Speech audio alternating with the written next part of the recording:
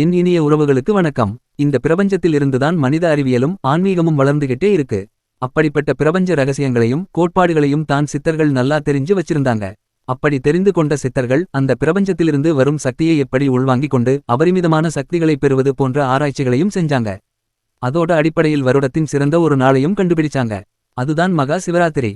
நீங்க ஒரு சிவபக்தரா இருந்தா இந்த வீடியோக்கு ஒரு லைக் பண்ணிட்டு ஓம் நமசிவாய என்று கமெண்ட் பண்ணுங்க.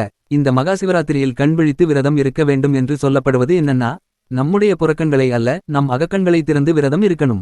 அதாவது சித்தர்களும் நம் முன்னோர்களும் இந்த நாளில் அகக்கண்களை திறந்து அதை தியானத்தோடு நிலைநிறுத்தி பிரபஞ்ச பேராற்றலை நம் உடலுக்குள் நேராக செலுத்தி சிவனோடு இரண்டரை கலக்க செஞ்சாங்க. சரி, இந்த மகா சிவராத்திரியை எப்படி கொண்டாடணும்? 4 கால பூஜைகள் என்னென்ன? ஒவ்வொரு பூஜையிலையும் எப்படி வழிபடணும்? இது எல்லாத்தையும் சொல்றேன், தெளிவாக கேட்டு மறக்காம பின்பற்றுங்க. மகிமைகள் நிறைந்த மகா சிவராத்திரி நாளைய தினம் கொண்டாடப்படுகிறது. விடிய விடிய கண்விழித்து 4 கால அபிஷேகங்களையும் தரிசனம் செய்து சிவனை வணங்கினால் குபேரனாகும் யோகம் தேடி வரும். சிவனை வணங்க ஆடம்பரம் அவசியமில்லை. மனதில் தூய்மையோடும் பக்தியோடும் சிவனை நினைத்தாலே கேட்ட வரம் கொடுப்பார். மகா சிவராத்திரி மகிமை நிறைந்தது. கருட புராணம், அக்னி புராணம், கந்த புராணம், பத்ம புராணம், அருணாசல புராணம், சிவராத்திரி புராணம் உள்ளிட்ட பல நூல்கள் சிவராத்திரியின் மகிமைகளைப் பற்றி பலவாறாக கூறுகின்றன. மகா சிவராத்திரி நாளில் சிவ ஆலயம் சென்றால் ஓராண்டு முழுக்க சிவபூஜை செய்த புண்ணியம் உங்களை வந்து சேரும்.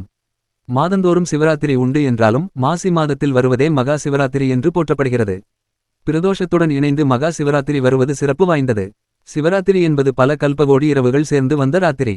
பல இரவுகளிலும் செய்கின்ற பூஜையின் பலனை சிவராத்திரி பூஜை ஒன்றே கொடுத்துவிடும் என்கின்றனர் சித்தர்கள். பல சதுர்யுகங்கள் முடிந்து பல கல்பங்கள் முடிந்து இதில் வரும் இரவுகள் அனைத்திலும் அன்னை பராசக்தி ஈசனை பூஜை செய்திருக்கிறாள். தொடர்ந்து 12 சிவராத்திரி இரவுகளில் அண்ணாமலை கிரிவலம் சென்றால் நமது கர்ம வினைகள் அனைத்தும் கரைந்து காணாமல் போய்விடும் என்று சிவனடியார்கள் கூறியுள்ளனர்.